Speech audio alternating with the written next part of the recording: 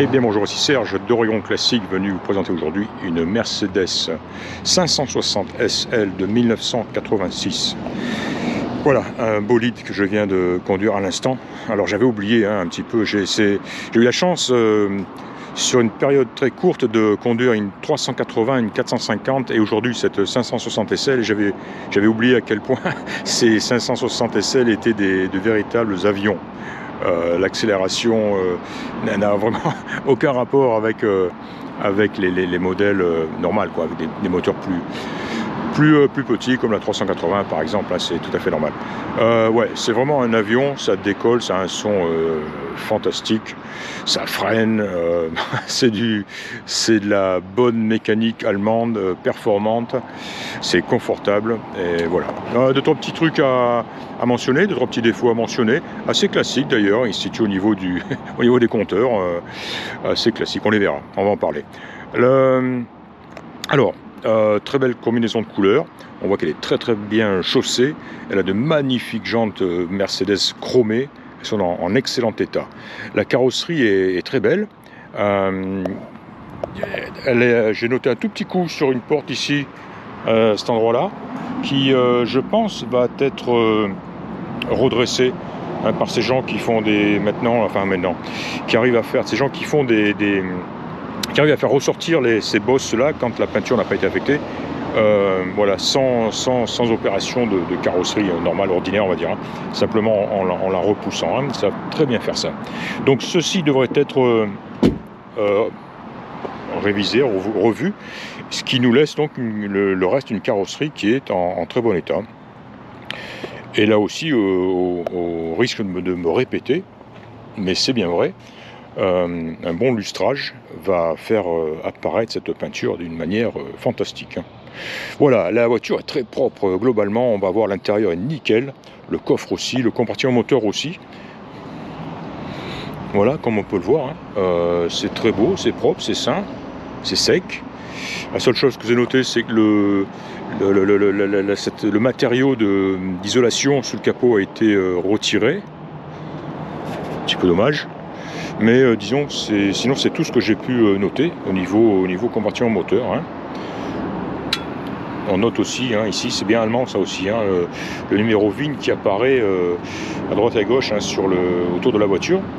Donc pour être sûr de pouvoir identifier les éléments et déterminer donc leur origine évidemment.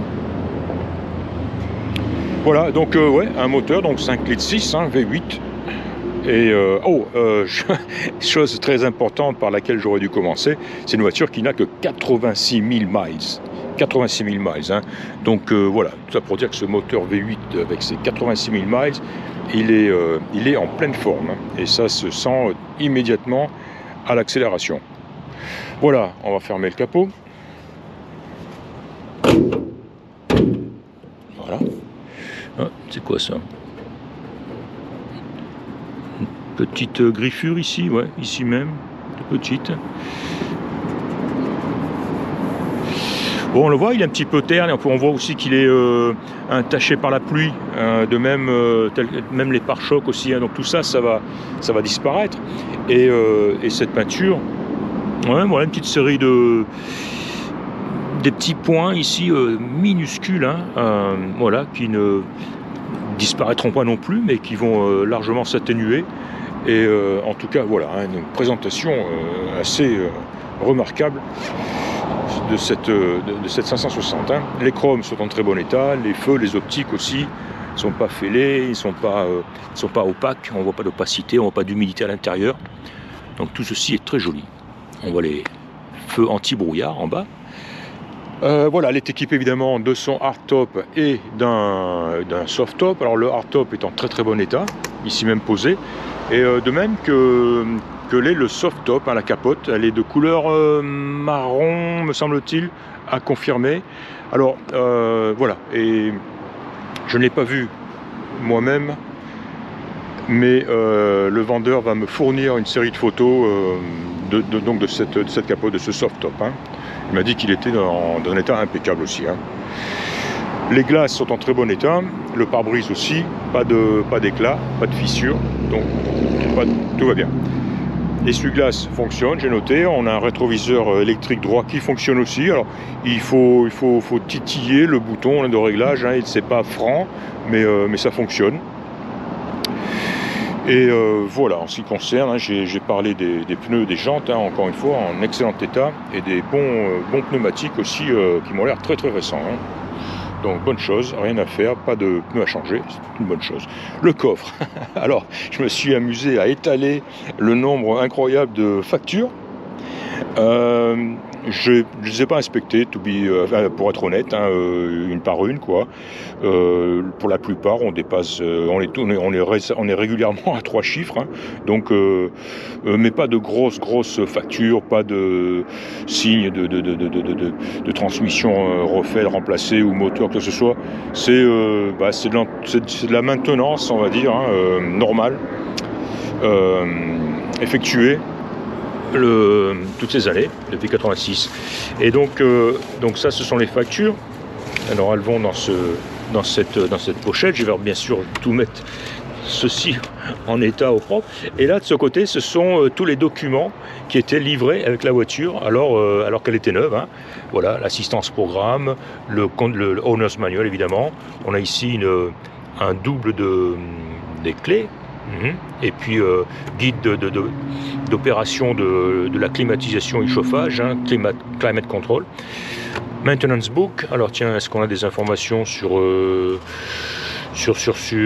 non, ça c'est l'identification de la voiture, 86. Mais je voulais savoir, est-ce qu'il y a des voilà l'entretien qui a été fait. Hein. Donc on va commencer par le premier, Monsieur Poirier.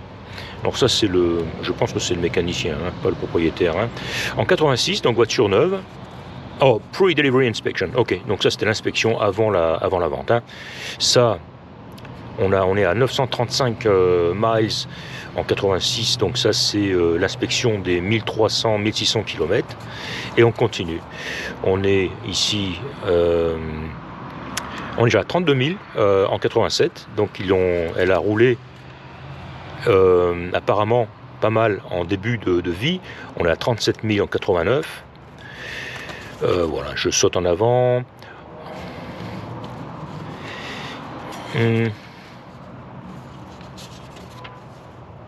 Alors, 37 000 en 89. Et là, on serions à 9 900. Je sais pas. Escondido, on est en Californie toujours. Donc là c'est un petit peu bizarre, mais je crois qu'il y a le Carfax pour cette voiture, hein, je vais le demander. Parce que là on repasse à 37 000, 37 000 en 91. Donc il y a une erreur là sur celui-ci, hein. Ce chiffre est faux là. Hein. J'ai l'impression que c'est 21 000, enfin bref. On va voir le Carfax, on va vérifier ça. Hein. Voilà, 44 000 miles en 92, donc là on n'est plus là, on est dans la normale. 53 000 miles en 93, et hop, ça continue. Non, ça y est. En tout cas, on voit que les comment on appelle ça, les services ont été faits assez régulièrement. Bon, on s'arrête là en 80, voilà, dans les années 90. Bref, c'est tout. Alors intéressant, hein. Et encore une fois, je vais demander le Carfax. Guide d'utilisation de l'autoradio. Alors l'autoradio, tiens, c'est intéressant parce qu'il ne fonctionne pas. Et je crois savoir que sur l'autoradio, il est d'origine, hein, c'est le Baker. Et je pense qu'il faut entrer un code de sécurité. Et ce qui expliquerait la raison pour laquelle, pour l'instant, il ne fonctionne pas. Voilà. Et d'autres manuels divers, hein, fournis en 86 par Mercedes. Hein. Voilà. Sinon, on a une très belle moquette partout sur cette voiture. Hein. Regardez un petit peu le coffre, il est comme neuf. Hein. Là-bas en dessous, on a la batterie, évidemment, ici, bien rangée dans sa petite caissette en plastique. La classe, les joints sont magnifiques, le dessous du capot arrière est magnifique. Voilà, je vais fermer, c'est plus esthétique et je reviendrai ranger un petit peu tous ces documents. Alors voilà, les chromes parfaits, les feux là aussi à l'arrière, hein, ne sont pas fêlés, cassés, ni foggy, hein, on ne voit pas d'humidité qui s'y est installée. Les magnifiques pare-chocs américains que tout le monde adore. Il faut reconnaître que c'est assez élégant, cette grande avancée ici. Voilà, elle est comme elle est belle, avec au soleil. Elle a son feu, troisième feu stop à l'arrière évidemment. Voilà, alors on va aller voir un petit peu maintenant l'intérieur. Alors, on a évidemment des vitres électriques qui fonctionnent, je les ai testées. L'antenne fonctionne quand on actionne l'interrupteur de montée et descente de l'antenne. Je vous le montrerai. Mais elle ne sort pas quand on met l'autoradio en marche, ce qui normalement est le cas. Mais encore une fois, l'autoradio ne fonctionne pas. Hein. Voilà, hein, le fameux radio alarme. Hein. Donc c'est un autoradio pour lequel il faut rentrer un code généralement pour l'utiliser. Voilà. Alors, le voilà, hein, ce fameux Baker. Je vais mettre la voiture, je vais mettre le contact. Ou je vais le mettre ouais, on va mettre le contact carrément. Et quand on appuie sur on, rien ne se passe. Mais on voit ici, c'est à mon avis 4 chiffres. Il doit falloir entrer avant de pouvoir l'utiliser, quoi, hein. Donc ça ne fonctionne pas. Mais encore une fois, on peut actionner l'antenne avec cet interrupteur, hein, en voilà, montée, descente.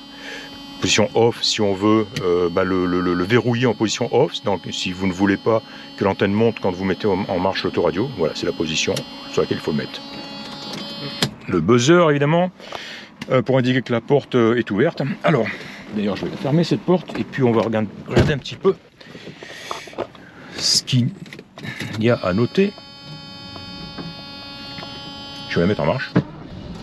Voilà, terre de tour, hein. Voilà, alors on y trouve, pas encore, mais ça va peut-être venir. J'ai vu tout à l'heure 2 voyants allumés, qui ne le sont plus. Il y avait le voyant de celui-ci qui ressemble à une ampoule, et il y avait le anti-lock. Alors c'est bizarre, ils ne sont plus allumés. J'avais noté ça, et j'avais noté aussi la montre qui ne fonctionne pas. Ça c'est confirmé, je l'ai mise à 10 h quand je suis arrivé, et elle n'a toujours pas bougé. Le compteur, alors les autres jauges fonctionnent, température, l'espèce d'économètre, hein, de consommation, la jauge d'essence et la pression d'huile. Voilà, la pression d'huile, hein, quand on accélère, paf, elle se bloque sur le trot. Hein. Le compte tour fonctionne et le compteur, tout ceci fonctionne. Hein, compteur de vitesse et l'enregistrement des totales des miles et journaliers. Ici, on a une température extérieure. Il fait 60 degrés Fahrenheit aujourd'hui à Portland. Et ici, on a le contrôle de la température. Facile, hein, sur une aisselle. Hein, c'est juste cette manette, ce qu'il faut tourner selon la température souhaitée. D'ailleurs, la température qui s'affiche en degrés Celsius. C'est marrant. Voilà, j'ai testé la clim et elle fonctionne très bien. Donc, bonne chose. Cendrier, levier de changement de vitesse, rien à signaler. Alors la boiserie, pas la boiserie, mais enfin le plaqué bois ici est très joli. Il est un peu moins sur la base ici, on voit qu'il est craqué ici. Et là, un peu aussi. Voilà. D'ailleurs, je pense que quelqu'un a dû essayer de le retirer peut-être. Il faudrait éventuellement, ça doit pouvoir se trouver, remplacer cette partie-là. Éventuellement, hein, c'est pas méchant. Ça, c'est le bouton de contrôle du rétroviseur extérieur. Donc, voilà, il fonctionne, mais il est un petit peu hésitant ou un peu lent. Mais enfin bon, non, il fait son job. Ouais. Vitre électrique, j'ai testé, hein, droite et gauche, pas de problème. Et voilà, je reviens à l'instrumentation et mes voyants ne sont toujours pas allumés. Ben voilà, bonne chose. C'est quand même bizarre. Je vais enclencher la vitesse. Ah, voilà, déjà, par exemple, quand je me suis mis en drive, le voyant, cette espèce d'ampoule, s'est allumé. Voilà, là je suis en drive.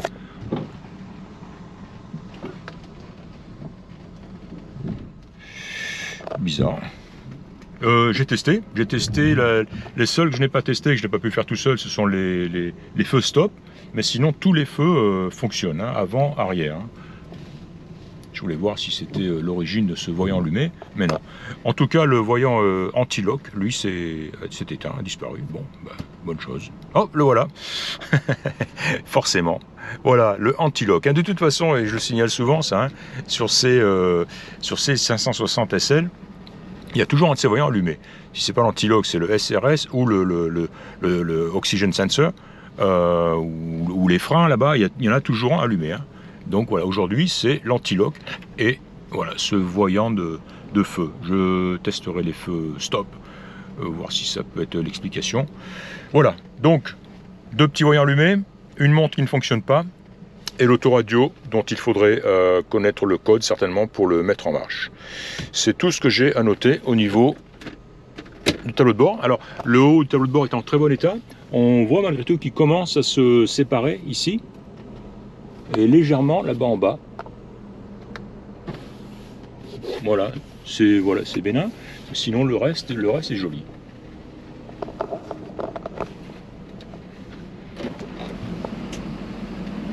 Le moteur tournant évidemment extrêmement silencieux. Ah, il faut que je redescende l'antenne entièrement.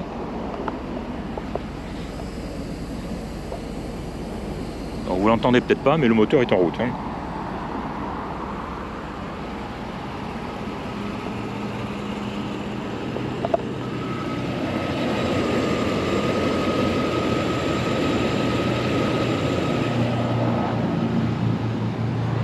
Le klaxon fonctionne, je l'ai testé.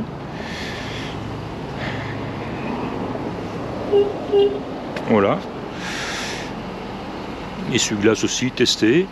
Alors la sellerie est en... Bon, je vais arrêter le moteur. Et on va parler un petit peu de la sellerie.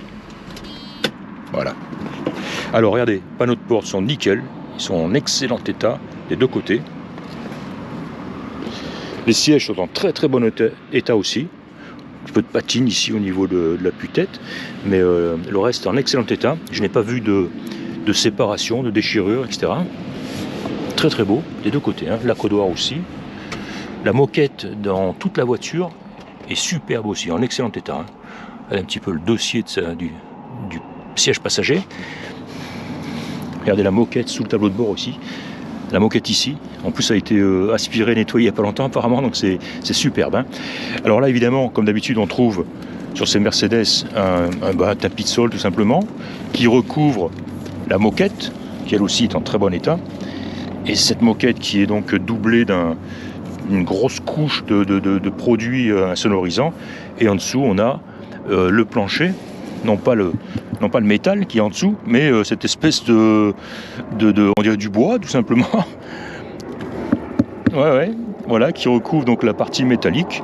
Et donc voilà, ce qui fait qu'on a, en plus de la partie métallique, on a une couche, 2 couches, 3 couches, 4 couches avec le tapis dessus.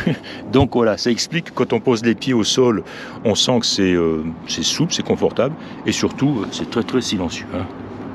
Et là c'est magnifique là-bas en dessous aussi. L'éclairage est présent. Voilà, belle pédale, donc il ne semble pas montrer une usure excessive, et donc qui sont en adéquation avec le faible kilométrage. Je le répète, 84 235. Il me semble que j'avais dit 86. Le hardtop aussi, le dessous est magnifique. Il est très très propre, en excellent état. Les deux pare-soleil sont équipés de miroirs de courtoisie avec éclairage. Fonctionne aussi.